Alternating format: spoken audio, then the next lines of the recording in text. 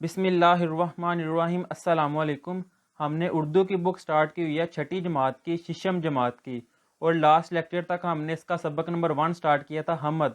और उसमें हमने इस हमद के ये सारे ख़ास अल्फाज, इसका मरकज़ी ख्याल, इसका खुलासा और इसकी तशरीहात, इन सब को डिटेल से किया था हमने। तो उस वीडियो का लिंक मैं डिस्क्रिप्शन में दे दूंगा। अब हम इसकी मशक स्टार्ट करते हैं। इसकी मशक का पहला सवाल है, सवालात के मुख्तसर जवाब दें। सवाल है, हमद किस नज़म को कहते हैं? इसका जवाब है, जिस नज़म में अल्लाह ताला की तारीफ़ बयान की जाए, इस नज़म को हमद कहते हैं। अगला सवाल है, खाली किसे कहते हैं? इसका जवाब है, पैदा करने वाले को खाली कहते हैं, यानी अल्लाह ताला खालिक है।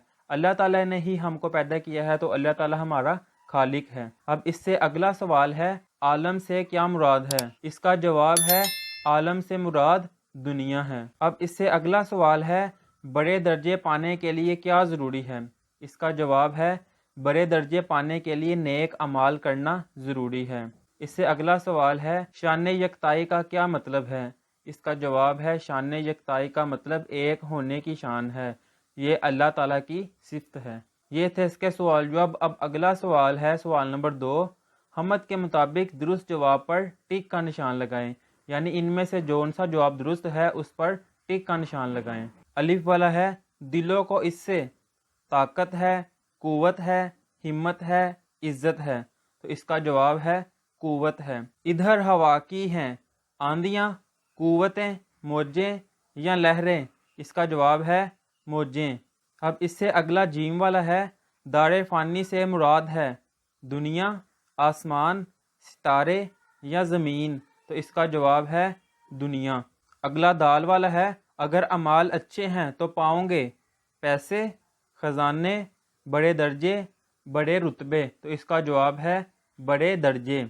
अब आखिरी वाला है, उसी के हुक्म का ताबे फलक पर है, चांद है, कहकशा है, सितारा है, अंधेरा है? तो इसका जवाब है सितारा है। अब इससे अगला सवाल है, शेर में कही गई बात को सादा और आम फहम गुफ्तगू के अंदाज में कह देने को शायर की नसर बनाना कहते हैं, जबकि शेर में कही गई बात को जामे अंदाज में वजाहत करने, यानी इसमें मौजूद हर नुक्ते को खोल खोल कर बयान करने को तशरीह करना कहते हैं।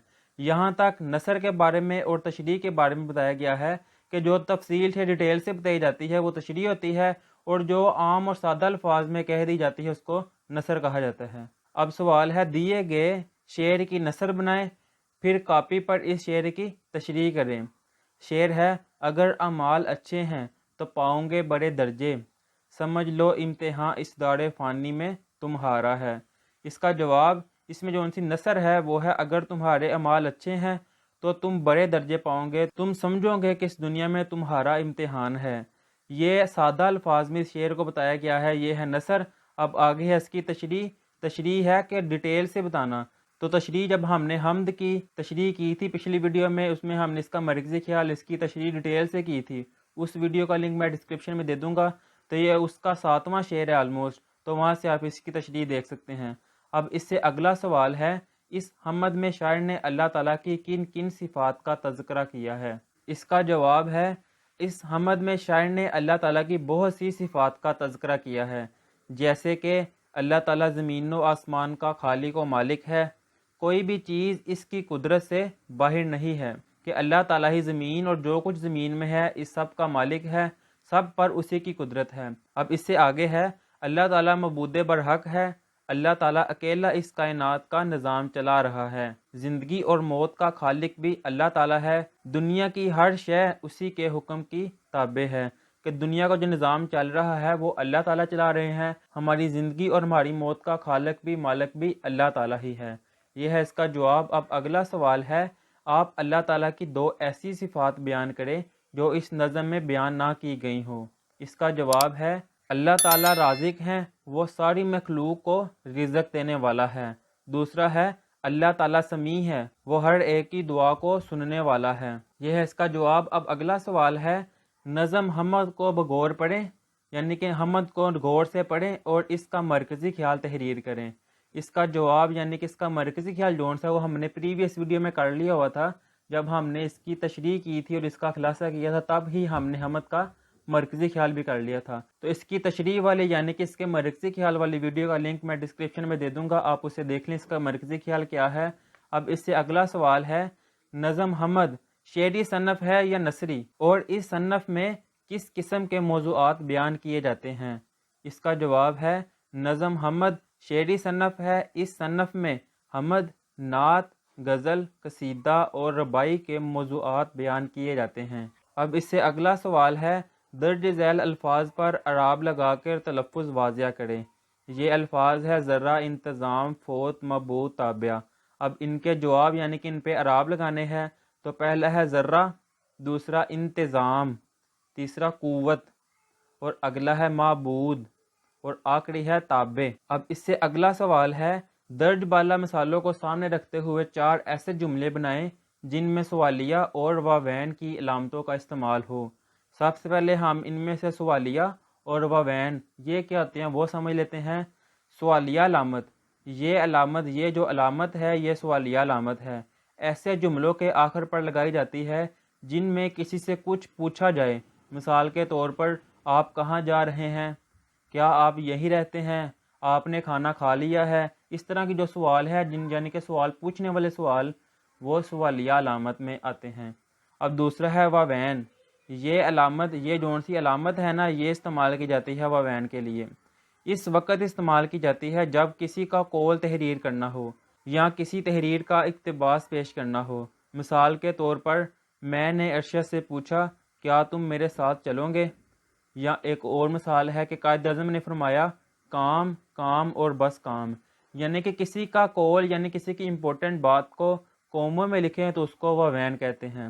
اب ہم اس کے 4 جون سے ہیں وہ جملے بنا لیتے ہیں سوالیہ اور واوین کے۔ سوالیہ جملے میں پہلا جملہ ہے تم کب آئے، اب سوال پوچھا جا رہا ہے تو اس لیے یہ سوالیہ جملہ ہے۔ اگلا ہے آپ کیا کر رہے ہیں، اس سے اگلا ہے تم کون ہو، اب اس سے اگلا ہے تمہارا گھر کہاں ہے۔ یہ 4 تھے سوالیہ جملے۔ اب آگے ہے واوین کے استعمال والے جملے۔ پہلا ہے نبی کریم صلی اللہ علیہ وآلہ وسلم نے فرمایا علم حاصل کرنا ہر مسلمان پر فرض ہے، تو یہ جو قوموں میں آگے ہیں اس لیے ان کو واوین کے استعمال والے جملے کہا گیا ہے۔ دوسرا ہے نبی کریم صلی اللہ علیہ وآلہ وسلم نے فرمایا اعمال کا دار و مدار نیتوں پر ہے۔ اس سے اگلا ہے استاد صاحب نے کہا اچھے بچے جھوٹ نہیں بولتے۔ اور آخری ہے امی جان نے باجی کو بتایا آج احمد دیر سے گھر آئے گا۔ یہ تھا اس کا جواب، یہ ہے اس کا جواب۔ اب اگلا سوال ہے، اللہ تعالیٰ نے ہمیں بے شمار نعمتوں سے نوازا ہے، آپ کے خیال میں ہم ان نعمتوں کا شکر کیسے ادا کر سکتے ہیں؟ اس کا جواب ہے اللہ تعالیٰ کی نعمتوں کا شکر ہم زبان سے بھی ادا کر سکتے ہیں۔ ہر نعمت کے استعمال کے بعد اللہ تعالیٰ کا شکر ادا کرنا چاہیے۔ اللہ تعالیٰ کی اطاعت اور فرما برداری بھی اس کے شکر کا ایک طریقہ ہے۔ نماز اور دیگر فرائض کی ادائیگی کرنا بھی اللہ تعالیٰ کے شکر کا طریقہ ہے، یعنی کہ ہم اپنی زبان سے بھی اللہ تعالیٰ کا شکر ادا کر سکتے ہیں۔ اللہ تعالیٰ نے جو ہمیں نعمتیں دی ہے، جو کھانے کے لیے پہننے کے لیے، ہم ان کو استعمال کر کے بھی اللہ تعالیٰ کا شکر ادا کر سکتے ہیں۔ اللہ تعالیٰ کی فرما برداری کر کے بھی اللہ تعالیٰ کا شکر ادا کر سکتے ہیں، جیسا کہ نماز پڑھیں، روزے رکھیں، یہ سارے نیک اعمال کر کے بھی ہم اللہ تعالیٰ کا شکر ادا کر سکتے ہیں۔ یہ تھا حمد کی مشق کا آخری سوال، اور یہاں پر حمد کی مشق ختم ہو گئی ہے۔ امید ہے آپ کو یہ ویڈیو پسند آئی ہوگی۔ اگر یہ ویڈیو آپ کو پسند آئی ہے تو ویڈیو کو لائک اور چینل کو سبسکرائب لازمی کریں۔ اب انشاءاللہ ہم اگلی ویڈیو میں نعت کو سٹارٹ کریں گے، تب تک کے لیے دے اجازت، اللہ حافظ۔